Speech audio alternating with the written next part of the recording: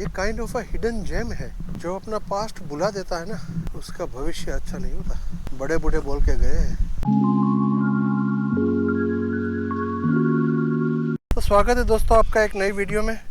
हम आज जा रहे हैं वो जगह पे जहाँ James cook, captain James cook सबसे पहले उसने लैंड किया था।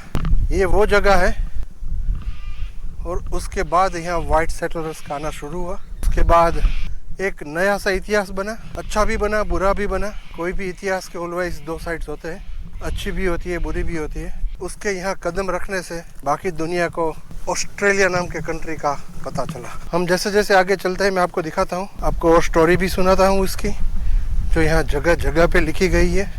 उसकी याद में बहुत सारे प्लांक्स खड़े किए हुए हैं। चलो मेरे साथ एक नई जगह पे ऑस्ट्रेलिया का इतिहास का सबसे पहला पन्ना देखने के लिए। ऑस्ट्रेलिया का जन्म कैसे हुआ ये भी एक रोचक इतिहास है। अभी मैं जो जहाँ चल रहा हूँ ये उसका सही में बर्थ प्लेस है ऑस्ट्रेलिया में, particularly at this point where I am walking right now. Australia का जन्म हुआ। Welcome to Kamay Botany Bay national park. हुआ यूँ कि कैप्टन जेम्स कुक का एंडेवर नामक जहाज, जिसका कैप्टन कुक कैप्टन था, यहाँ आ रहा था ये बे की ओर, और यहाँ के मूल निवासी एबोरिजिनल लोगों ने देखा।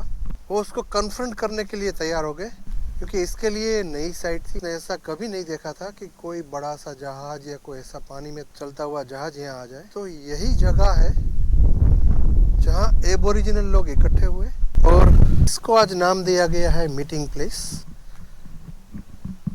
और यहाँ इसके रिमेम्बरेंस में लिखा गया है अप्रैल 1770 में 1770 में एबोरिजिनल पीपल यहाँ इकट्ठे हुए और उसने देखा है कि एक ब्रिटिश कोल शिप एंडेवर नाम का यहाँ आ रहा है। हालांकि नाम तो अभी लिखा है, तब तो उसको सिर्फ शिप ही दिखाई दिया होगा। जैसे ही लैंडिंग पार्टी ने शिप में से यहाँ पे आने का लिए शुरुआत की, तो ये एबोरिजिनल लोग इकट्ठा हुए थे। उसमें से 2 लोगों ने उसका सामना किया, बट नियत थे एबोरिजिनल के पास और कुछ नहीं था सिवाय के कुछ जो भी उस टाइम के उसके पास बेसिक से वेपन्स थे। सो वो लोग और तो ज़्यादा मुकाबला नहीं कर पाए और जेम्स कुक ने ये जगह के साथ पूरे कंट्री को ब्रिटिश फ्लैग के नीचे ला के खड़ा कर दिया। इतना बड़ा सा मुल्क, इतनी बड़ी कंट्री एक छोटे से ब्रिटिश साम्राज्य के फ्लैग के नीचे आ गई।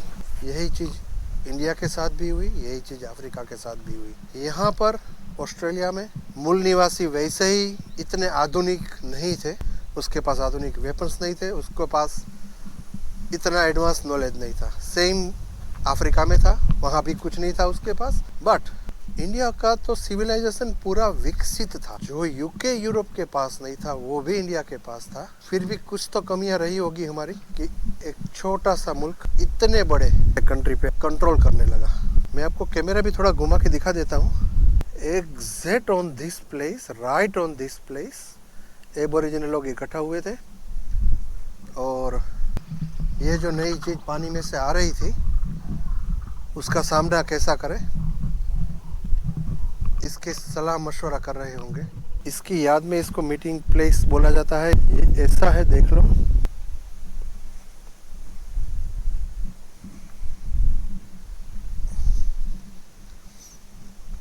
यहाँ कुछ ना कुछ चित्र कांच में बनाए हुए हैं। यहाँ प्लांक्स लगे हुए हैं, इसमें इसकी मेमोरी लिखी हुई है। वहाँ भी चित्र बनाए हुए हैं। छोटी सी बोट में एबोरिजिनल लोग जाते हैं, तब का ये बॉटनी बे का दृश्य भी दिखाया गया है। और ये मीटिंग प्लेस बनाया है। आज जो प्लेस इतना क्वाइट है, इतना शांत है, इतना शानदार है। कहीं कहीं पक्षियों की आवाज़ आती है, कहीं कहीं कोई एनिमल्स की आवाज़ आती है। बाकी ना बंदा दिखता है कोई, ना बंदे की जात। तो सोच लो 1770 में कि कितना क्वाइट होगा, कितना खूबसूरत होगा, कितना ब्यूटीफुल होगा। दिख रहा है यहाँ का माहौल।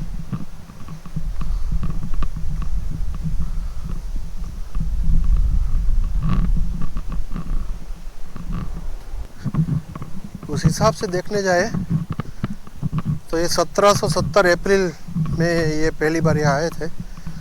तब से लेकर आज तक को गिने, वैसे देखा जाए तो साल में उसने बहुत सारा बदल दिया। Can I record you? Can I record you? No problem. This man is trying boomerang. Wow.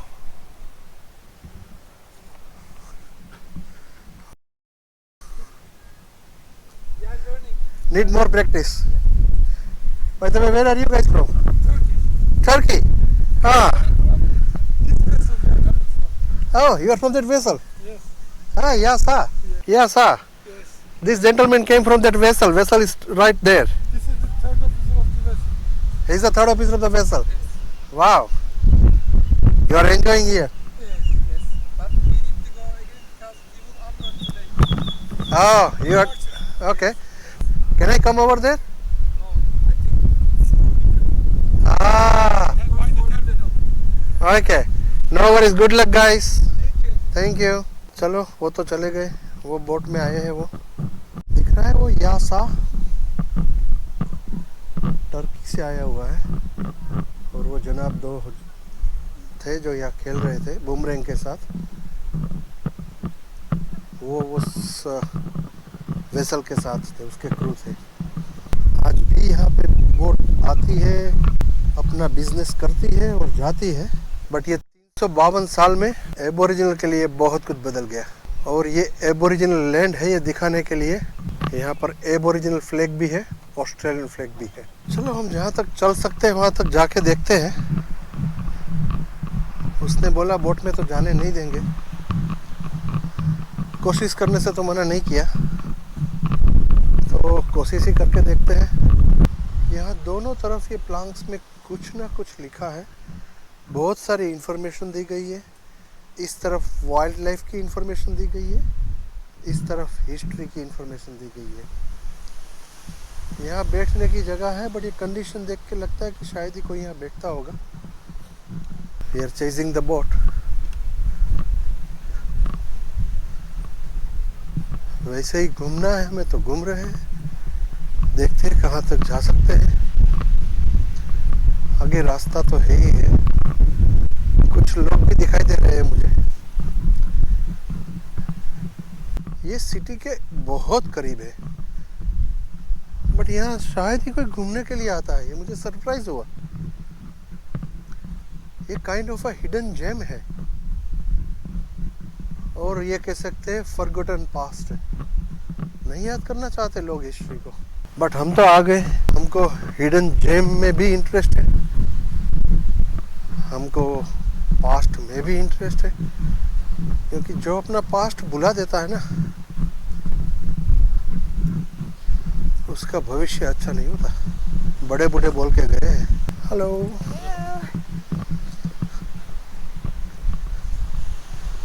तो देखते हैं, आपको दिखा दे भी है। लगता है सफर यहाँ खत्म हो रहा है, आगे रास्ता है, तो वहाँ जाएंगे। पहले ये छोटे से पुल को देख ले। दिख रहा है छोटा सा पुल जा रहा है पानी के अंदर, आधे रास्ते पे खत्म हो जाता है। आधा रास्ता तो नहीं बोल सकता मैं, थोड़ा सा ही कुछ पानी में जाता है, बट देखते हैं। ये एबोरिजिनल का, ये ब्रिटिश पार्टी है। फिर से यहाँ बैठने की जगह है। तो आपको मैं कैमरा घुमाते, very windy, very very windy. मेरी टोपी जा सकती है, बट आपको मैं कैमरा घुमा के दिखाता हूँ। ये जो दो लड़कियां जा रही है वहीं से हम आए, और यहाँ कुछ स्कल्पचर जैसा बनाया है। ये खुला समंदर है, सामने एक दूसरा टर्मिनल जैसा है बोटनी पे का। बहुत तेज हवा चल रही है, बहुत ही तेज हवा चल रही है। देखो ये पार्क का नज़ारा, पार्क की ढलान है, कपल उतर रहा है ऊपर से नीचे, या फिर और कोई बनाया है स्तंभ।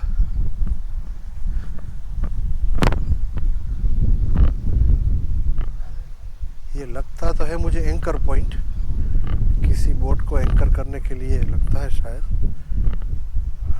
दूसरी तरफ से ये वेल मछली का पिंजर भी दिखता है। सही में क्या होगा नहीं पता, बट कुछ हैवी स्कल्पचर है ये तो पता चलता है।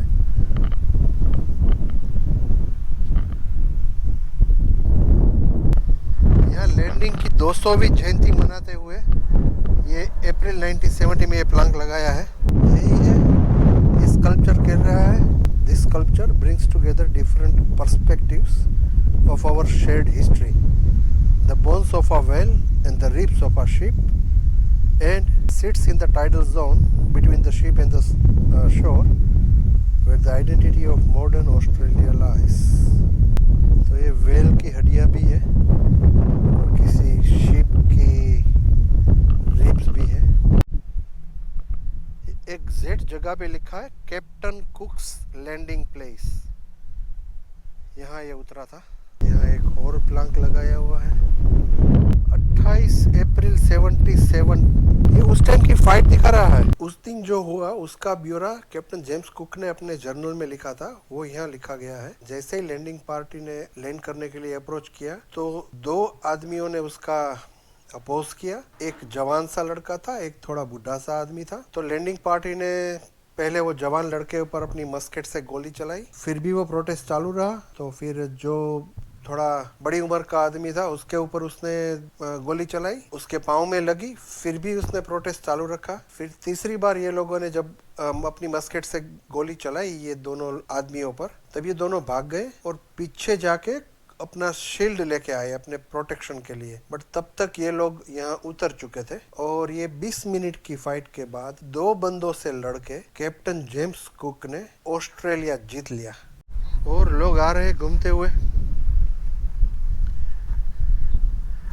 लोग यहाँ आते हैं घूमने के लिए, यही अच्छी बात है। बहुत ही कम वैसे दिखाई देते हैं कि यहाँ घूमते हुए, तो ये अच्छा लगा। और ये जगह को ऐसे मार्क किया गया है।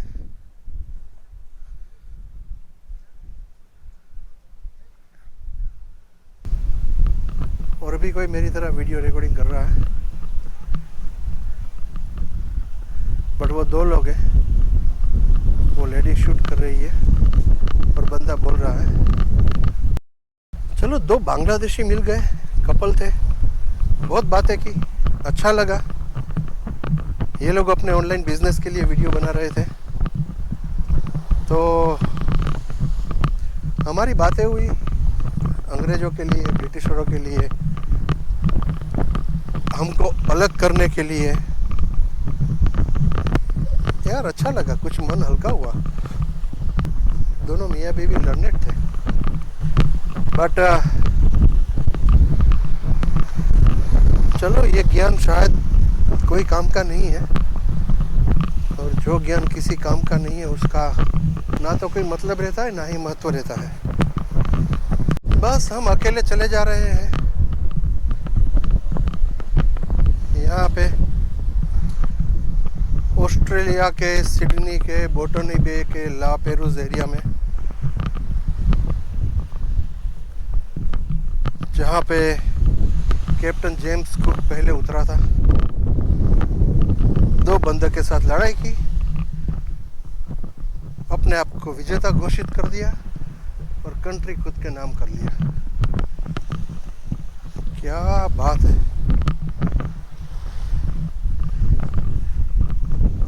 बोलने के लिए मुझे 1 मिनट भी नहीं लगा। उसको भी शायद ये कन्फ्रंटेशन वही हिसाब से रहा, क्योंकि ये जो उसका जर्नल बता रहा है उस हिसाब से 35 से 40 मिनट उसने फाइट की थी 2 बंदे से, यहाँ के 2 एबोरिजिनल बंदे से। और जैसे ही वो दोनों भाग खड़े हुए और शील्ड लेके वापस आए, तब तक ये लोग यहाँ लैंड कर चुके थे, अपने आप को विजेता घोषित कर चुके थे और ऑस्ट्रेलिया गुलाम हो चुका था। आज भी है। यहाँ ये बीच खत्म हो जाता है, आगे जाने का रास्ता नहीं है, हम वापस जा रहे हैं।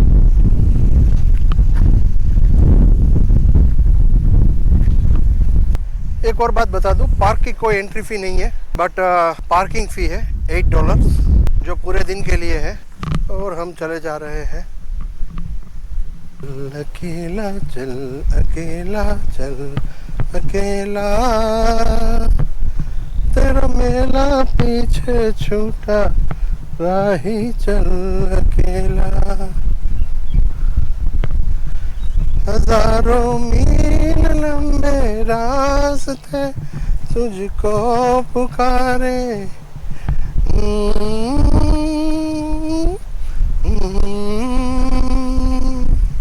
अच्छा दोस्तों, आज की मुलाकात बस इतनी। मिलते हैं फिर एक नए वीडियो में। तब तक के लिए स्वस्थ रहे, खुश रहे। और आपने अब तक ये चैनल सब्सक्राइब नहीं किया है तो प्लीज़ सब्सक्राइब कर दीजिए।